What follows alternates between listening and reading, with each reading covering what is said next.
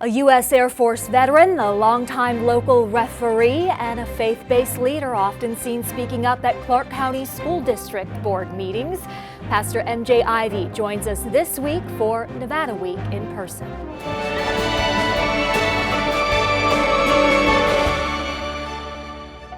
Support for Nevada Week in person is provided by Senator William H. Hernnstedt and additional supporting sponsors.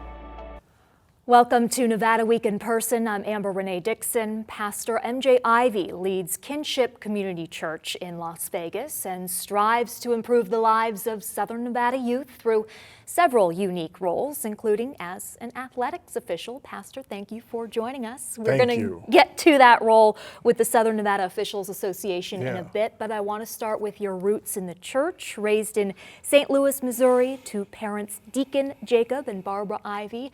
Do you get your religious fervor from your father? I get it from my grandparents and my great-grandparents.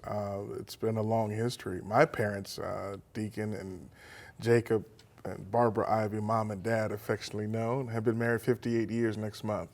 And so being dedicated is what they have taught me to the community and to family.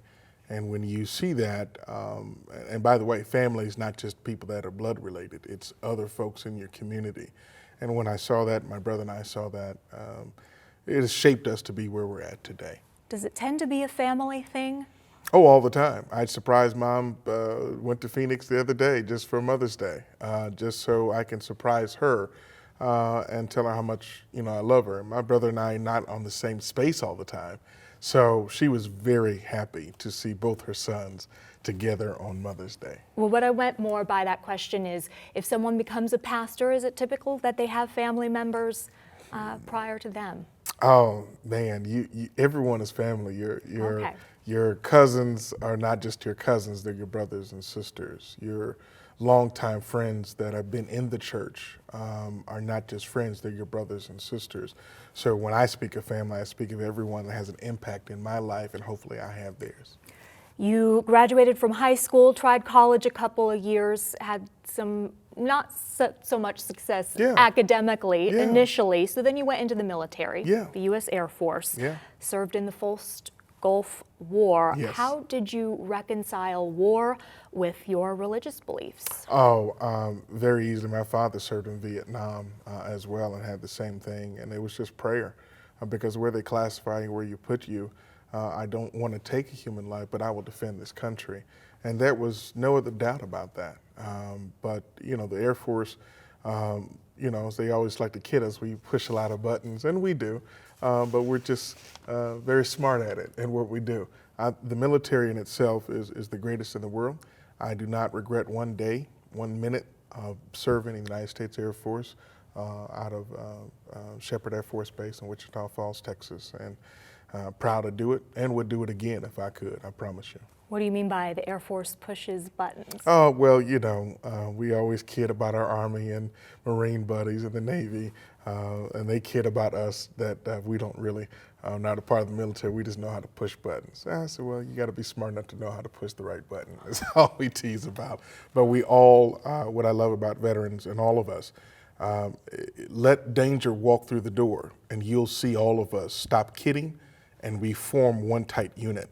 That is the point of leadership. That is the point of working together. Even when you have differences, when there's a mission to accomplish, veterans know how to get it done. Did you have a leadership role when you were serving in the Gulf War? Oh, I had a leadership role from day one when I walked in. I was a dorm chief, and I was actually a part of the band, so I had men and women in 1992. And that was my first leadership role, to have 75 men and women under my command. So that was a great honor. It taught me a lot. I laughed through it a lot more because I was 20 years old and trying to lead people, but we were all young and we were all trying to find our spaces.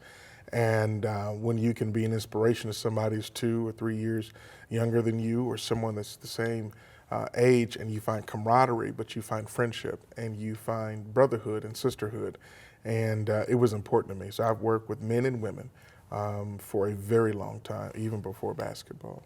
So you combine that leadership role with the communications degree that you would go on to get. Yes. You have your own communications company here now. Yes, ma'am. You combine those two, that seems to make a good pastor to me. But in your opinion, what do you think makes a good pastor? Bottom line, you got to love people. And love is an action word, and that's just spoken. And we have a number of people that speak a lot of things, but don't put it in action. And so while the pandemic was going, our church was the first to, and I think the only, to put volunteers out. We volunteered to drive people to get their shots. We volunteered to make sure people got their appointments. We set up their appointments so they can get tested for COVID. We did that by faith. And we were featured on another news channel only because we were in the street and people knew about it and saw our Facebook to say, hey, you're trying to make a difference. Yes, we are, because we don't believe when bad things happen, good people should step back in the shadows. Good people step up even when there's darkness. We are the light in that darkness, and we want to be. At a time when people were pulling back from volunteering to protect their own health and safety, you were actually out in the streets.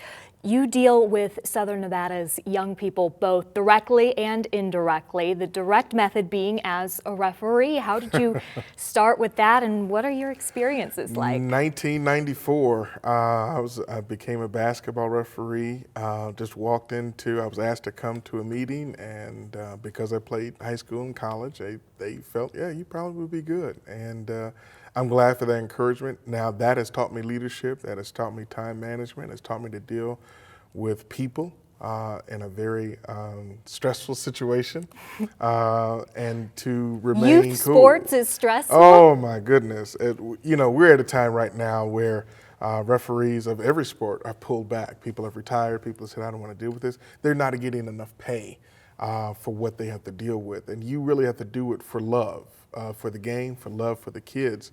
And it's 28 years I've been doing this. I'm the former vice president of the Southern Nevada Officials Association. I've officiated every level except the Olympics, and I have no desire to go to the Olympics, I promise you.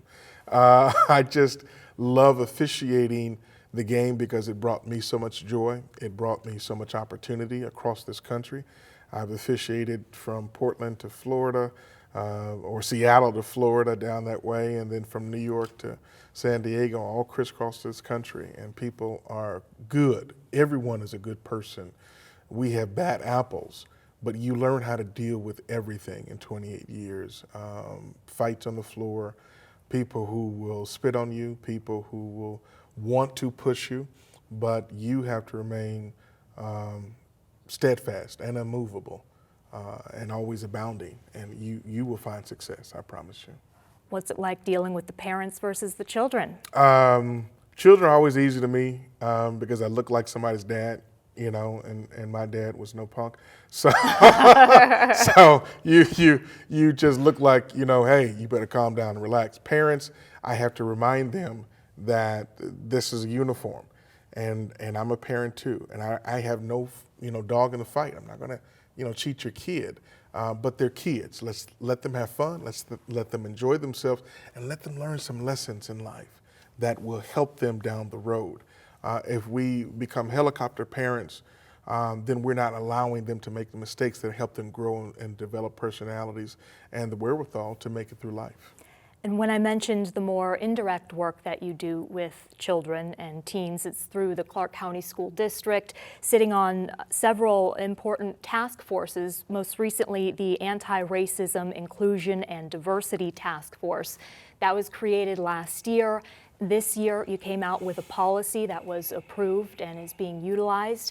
What was the need for that? What was your contribution? Well, the need for it is the growing disparity of African American kids and Hispanic kids in that order being disciplined on a much substantial rate than white children. And it's gotten a lot of attention, and we're asking why. And it's not just in one area of town, it's all over our district, and that's very disturbing. So when people call me and ask me, when teachers, the safety issues that we're talking about now, we've been talking about them for a while. And so we want to make sure, as a faith leader, we need to be at the table solutions. I honestly believe that. It's a part of my soul that we bring a pause sometimes if we're speaking right, if we're speaking to the heart of the matter, and we're speaking for the youth, and we're speaking for teachers and administrators to make sure we see both sides. Officiating makes you see both sides. Officiating makes you stay right in the middle. You have to look at the rules, you have to look at the law, the policy that's in, and then you have to dispense what's right on both sides.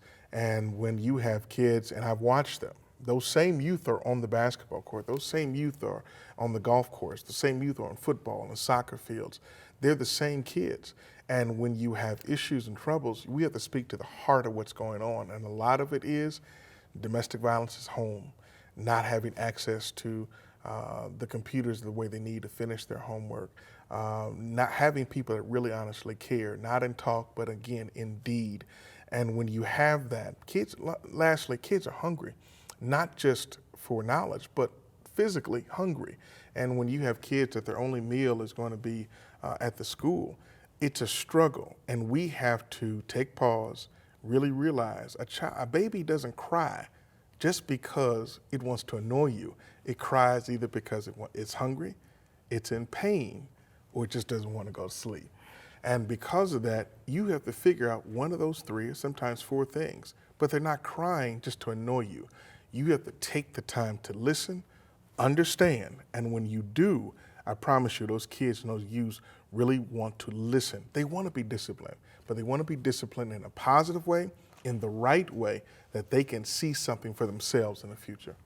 Some of the solutions perhaps to school violence, what would you suggest? As I said before, at the school district, we have 87% of this country of teachers are women. We have now pushed men out of the way. And I'm all for all women's rights, but I have to be all for men's rights too. And that anything that's in excess is not good. So when you have more people that are doing things in the sense that, okay, if I have too much jelly and not enough peanut butter, it's not a peanut butter and jelly sandwich. It's my favorite thing. But when we have a balance of men and women, when those young people see a balance, when they see a guy like me that loves on them, that cares about them, but puts something in his voice that says stop, that bass, it makes kids pause. And we've seen it on the court, we've seen it in other areas of sports, because they have to listen. And sometimes it does take a dad, it does take a man to say, hey, stop, this is wrong. Hey, I expect better of you. Let us change our language. Let us make sure we're communicating and stop taking things personally, because they're crying out because something else is wrong with them. And we've got to do a better job of listening, not hearing, but listening. And not just men, but men of color as well. Oh, listen, men of color have been X'd out of this school district. We're the 5th largest school district in the United States, and we have less than 5% African-American men in the school district. That's not good. We don't have men on the upper level. Dr. Scamscavella, who is over the equity and diversity, is the highest person that's there. So we have got to have more men, African-American, Hispanic, and Asian men of color, men of cultural descent in our school districts. Pastor M.J. Ivy, thank you so much for joining us on Nevada Week in person. To see this week's edition of Nevada Week, tune in on Sunday night at 5:30, Tuesday night at 7:30, or anytime you wish at vegaspbs.org/Nevada Week. It's also where you can find this interview and many more from Nevada Week in person. Thanks for watching.